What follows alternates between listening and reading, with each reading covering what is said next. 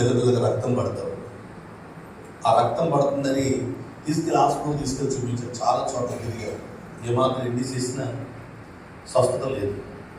చేలు ఎకరాలు భూములు అమ్మేశారు, బంగారం అమ్మేశారు. 48 సంవత్సరాల నుంచి జరుగుతున్న విషయం. మొత్తం ఆస్తులు అయిపోయింది, వ్యాపారం ఒడిచిపెట్టి తిరిగారు, అంతా అయిపోయింది. ఏం చేయాలి తెలియదు. తీసుకొచ్చి స్టెంట్లా పడిపోయి మా అమ్మగారిని తీసుకొచ్చి మంచంలో పాడేశారు.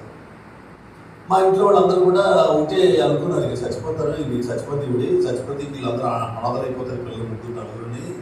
ఈ ఆడపిల్లలు ఎలా పెంచుతాడు, నరసింహుడు ఏంటో ఈ అప్పుల పాలు అయిపోయాడంటే, అటువంటిప్పుడు ఆయన చచ్చిపోదామని నిర్ణయం తీసుకుని షాప్లో కూర్చుని, నా భార్య చనిపోయిన వార్త వచ్చిన వెంటనే నేను ఈ విషయం తాగి చచ్చిపోదాం అనుకుని షాప్లో కూర్చుని ఆలోచిస్తాను.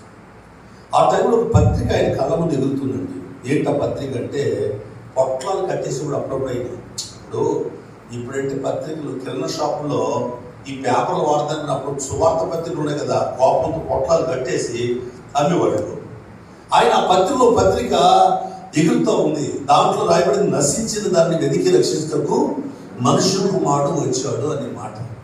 అది చదివిన వెంటనే ఆయనకి ఏదో తెలియని ఆలోచన.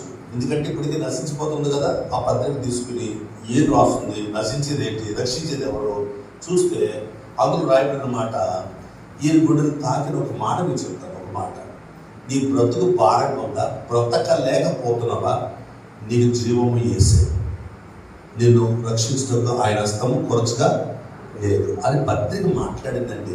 అలాగే మా ఇంటికి సువార్త వచ్చింది. నేను సాక్ష్యం అంతా చెప్పట్లేదండి, ఎందుకంటే నేను టైంకి ముగిస్తాను. మళ్ళీ మీకు ఈ ఒకరోజు మీటింగ్ కదా, ప్రతిరోజు మీటింగ్స్ ఉన్నాయి కదా. కాబట్టి నేను కొత్తగా కొన్ని మాటలు చెప్పి ముగిస్తాను. నా జీవిత సాక్ష్యం ఎందుకు ప్రభు మా తండ్రి గారి సాక్ష్యం చెప్పాలని ప్రేరణతో ఈ మాట చెప్తాను. ఆ పత్రిక మాట్లాడేటప్పుడు ఆయన ఎన్ని ఆశ్చర్యపోయి, నా బ్రతుకు గురించి మాట్లాడిన ఈ పత్రికని ఆ మామ దగ్గరికి వెళ్ళి సరాసరి తలుపు కొడితే ఆ మామ లోనే ఉన్న తలుపు తీసింది. అప్పటికి ఆ మామ ఈయనతో మాట్లాడి మానేయడం, లేదా ఈయన ఆవిడ చూడడం మానేసి 9 నెలల పైన అయిందట.